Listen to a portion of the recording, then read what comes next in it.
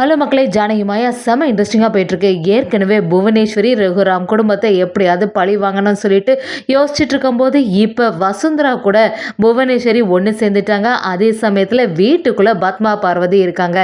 இப்படி எல்லாரும் சேர்ந்த மாதிரி ரகுராமோட குடும்பத்துக்கு ஒரு பெரிய ஆப்பு வைக்கிறாங்க. அதே சமயத்தில் ரகுராம் எப்படியாவது இந்த சொத்தை விற்க விடாமல் தடுத்துறாங்கன்னே சொல்லலாம். இந்த பரம்பரை சொத்து பிரச்சனையில இருந்து குடும்பம் பிரியாமல் நம்ம மாயாவும் ஜானகியும் புவனேஸ்வரி திட்டத்துக்கு எல்லாத்துக்குமே ஆப்பு வச்சுட்டாங்கன்னே சொல்லலாம். வீடியோக்குள்ள போறதுக்கு முன்னாடி நம்ம சேனலுக்கு சப்ஸ்கிரைப் பண்ணிடுங்க. அப்படியே பக்கத்தில் இருக்க பெல் ஐக்கனையும் கிளிக் பண்ணிடுங்க. அப்பதான் நான் போடுற வீடியோ எல்லாம் உங்களுக்கு நோட்டிபிகேஷனா வரும். வசுந்தரா என்னதான் நம்ம ரகுராம் கிட்ட அந்த சொத்து கண்டிப்பா எனக்கு தான் எழுதி தரணும், 2 மடங்கு உங்களுக்கு அதிகமா பணம் தரேன்னு சொன்னாலும் ரகுராம் அதுக்கு ஒத்துக்க மாதிரி இல்லை.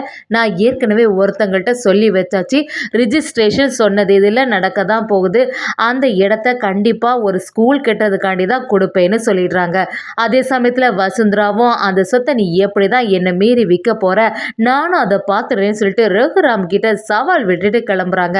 அப்படி கொஞ்ச நேரத்திலே ரகுராமுக்கு ஒரு ஃபோன் கால் வருது. அதில் ரிஜிஸ்ட்ரேஷன் இனிமேல் நடத்த முடியாது, இந்த சொத்தில் ஏதோ ஒரு பிரச்சனை இருக்கு அந்த மாதிரி சொல்லி வச்சிடறாங்க. ரகுராமுக்கு இது கொஞ்சம் குழப்பமாகவே இருக்கு. அப்படி இருந்துட்டு இருக்கும்போது குடும்பத்தில் உள்ளவங்க எல்லாருமே கேட்க ஆரம்பிக்கிறாங்க.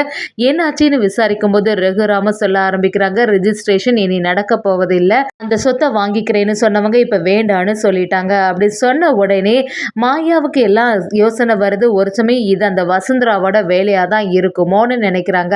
அதே மாதிரி பார்வதியும் அந்த இடத்துல சொல்கிறாங்க, ஆமாம் இது எல்லாத்துக்குமே காரணம் அந்த வசுந்தராவாக தான் இருக்கும், அவங்க போய் கொஞ்ச நேரத்திலேயே இவங்க இப்படி ஒரு பதிலை சொல்லியிருக்காங்க, அதனால் கண்டிப்பாக இது அந்த வசுந்தராவோட வேலையாக தான் இருக்கும். அது மட்டும் இல்லாமல் அவங்களுக்கு எவ்வளோ பவர் இருந்துச்சுன்னா இப்படிலாம் செய்திருப்பாங்க, அவங்களோட செல்வாக்கு ரொம்ப அதிகம் போல், அதனால தான் அவங்க சவால் விட்டுட்டு போன கொஞ்ச நேரத்திலேயே அதை சொன்ன மாதிரி நடத்திட்டாங்க பாருங்களா அப்படின்னு சொல்லிட்டு நம்ம பத்மாவும் பார்வதி அந்த இடத்துல சொல்றாங்க. பத்மாவும் நம்ம ரகுராம் கிட்ட எதுக்குன்னா வீணா அவங்ககிட்ட சண்டை போட்டு அவங்க தான் லாபம் அதிகமா தரேன்னு சொல்றாங்களே, 2 மடங்கு பணம் வேற அதிகமா தருவாங்க, அதனால பேசாம அந்த சொத்தை அவங்கள்ட்டே வித்துற வேண்டியதானே அப்படி சொன்ன உடனே மணியும் அந்த இடத்துல என்ன பத்மா புரியாம பேசிட்டு போற, அந்த வசுந்தராவுக்கு எவ்வளவு தைரியம் இருந்தா மச்சாங்கிட்டே இப்படி எல்லாம் சொல்லிட்டு போவா, பணத்துக்காக நம்ம மரியாதையை விட்டு கொடுக்க முடியுமா, அவள் எவ்வளோ சவால் விட்டுட்டு போனா, எல்லாம் அவகிட்ட பணம் இருக்க திமிரு தானே, அதை வச்சு நம்ம இதுக்கு நம்ம சொத்து கொடுக்க போகிறோம், தேவையில்லாமல் இப்படியெல்லாம் பேசிகிட்டு இருக்காத, மச்சான் ஒரு முடிவு எடுத்தாங்கன்னா அது கண்டிப்பாக நல்லதாக தான் இருக்கும், அந்த கெமிக்கல் ஃபேக்ட்ரிக்கெல்லாம் கொடுக்க முடியாது, அதுவும் அந்த வசுந்தரா தேவிக்கு கண்டிப்பாக கொடுக்கக்கூடாதுன்னு சொல்லிட்டு மணி அந்த இடத்துல சொல்லும்போது சிவராமனும் பார்வதி கிட்ட என்ன பார்வதி எல்லாம் தெரிஞ்ச மாதிரி இந்த இடத்துல பேசிகிட்டு இருக்க, அதான் அண்ணன் தான் ஒரு முடிவு எடுத்துட்டால, அதுக்கப்புறமா அவங்கள எதிர்த்து எதுக்கு பேசிகிட்டு இருக்கேன்னு சொல்லும்போது பார்வதியும் அதான் ஏற்கனவே நீங்கள் சொல்லியிருக்கீங்கல்ல, சொன்ன தேதியில் பணத்தை தருவேன்னு சொல்லிட்டு, அதுக்கப்புறம் சொத்து விற்காமல் இருந்துச்சுன்னா எப்படி அந்த பணத்தை எல்லாம் எங்களுக்கு செட்டில் பண்ணுவீங்க, ஏற்கனவே அந்த பணத்தை எல்லாம் வச்சு நாங்கள் தொழில் தொடங்கலான்னு சொல்லிட்டு ஒரு ஐடியாவே போட்டு வச்சுருக்கோம், இந்த நேரத்தில் சொத்து சரியாக விற்கலைன்னா இதுக்கு எல்லாமே காரணம் நீங்களாக தானே இருக்கும்னு சொல்லிட்டு நம்ம ரகுராமை எதிர்த்து பேசுகிற மாதிரி சொல்லும்போது சிவராமன் சரியா பார்வதிட்ட கோபப்படுறாங்க. பார்வதியை பார்த்து வர வர உன்னோட டார்ச்சர் இந்த வீட்டில் ரொம்பவே அதிகமாகிட்டு போயிட்டு, அன்னைக்கு ஜானகி அண்ணியை ஏதோ சொல்ல பார்த்தா இன்னைக்கு என்னோட அண்ணனையே எதிர்த்து பேசுகிற மாதிரி செய்துட்ருக்க, அண்ணனுக்கு எதுவும் தெரியாதா, அவங்களுக்கு நல்லது கெட்டது எல்லாம் தெரியும்ல, அவங்க செய்தால் எல்லாம் நல்லதாக தான் இருக்கும், தேவையில்லாமல் இந்த இடத்துல பேசாத பார்வதி அப்படின்னு சொல்லிட்டு சிவராமனும் சத்தம் போட ஆரம்பிக்கிறது. ரகுராமுக்கு ரொம்பவே குழப்பமாக இருக்குது, அது எப்படி அந்த சொத்து விற்காமல் போவோம், எப்படி இருந்தாலும் இந்த சொத்தை விற்கக்கூடிய பொறுப்பு என்னோடது, நீங்கள் எதுக்கும் தலையிடாதுங்க, சொன்ன தேதிக்குள்ளே கண்டிப்பாக நான் பணமும் தரதான் போகிறேன் அப்படின்னு சொன்ன உடனே நம்ம பத்மாவும் எப்படி நான் அதெல்லாம் சாத்தியாகும், அவங்க தான் பெரிய செல்வாக்கு உள்ளவங்க, அவங்க நினச்சா எதுனாலும் பண்ணிடலாமே அப்படின்னு சொல்லும்போது ரகுராமும் கண்டிப்பாக இந்த வீட்டில் உள்ளவங்க யார்கிட்டையாவது அவங்க பேசுகிறதுக்கு முயற்சி பண்ணுவாங்க, அதுக்காக யாருமே இதில் தலையிடாதுங்க, அவங்க என்னதான் பண பொருள் எல்லாம் தந்து நம்ம வீட்டில் உள்ளவங்க யார்கிட்டையாவது பேசினாலும் அதுக்கு நீங்கள் எதுக்குமே சம்மதம் தெரிவிக்காதுங்கன்னு சொல்லிட்டு ரகுராமும் அந்த இடத்துல தெளிவாக சொல்கிறாங்க. அதே சமயத்தில் வசுந்தரா தேவி பயங்கரமாக டென்ஷனில் வராங்க. இது எப்படி சாத்தியம் ஆகும், என்னை பார்த்து எவ்வளோ பேர் பயந்துட்டு இருந்தாங்க, இந்த சூழ்நிலையில் ஏதோ ஒரு மூலையில் இருக்க இந்த ரகுராம் என்னை பார்த்து பயப்படாமல் இருக்கான், அது மட்டும் இல்லாமல் என்கிட்டே சவால் விடுறான், நான் எவ்வளோ பெரிய ஆளுன்னு தெரியாமல் இதெல்லாம் பேசிகிட்டு இருக்கான், எப்படி இருந்தாலும் அந்த சொத்தை நான் தான் வாங்க போகிறேன், யாருமே அவனை வாங்கிறதுக்கு நான் விடவும் போகிறதில்ல அப்படின்னு சொல்லிட்டு நம்ம வசுந்தரா தேவி ரொம்பவே டென்ஷனில் இருக்கும்போது புவனேஸ்வரி புவனேஸ்வரி வசுந்தராவை பார்க்க வராங்க.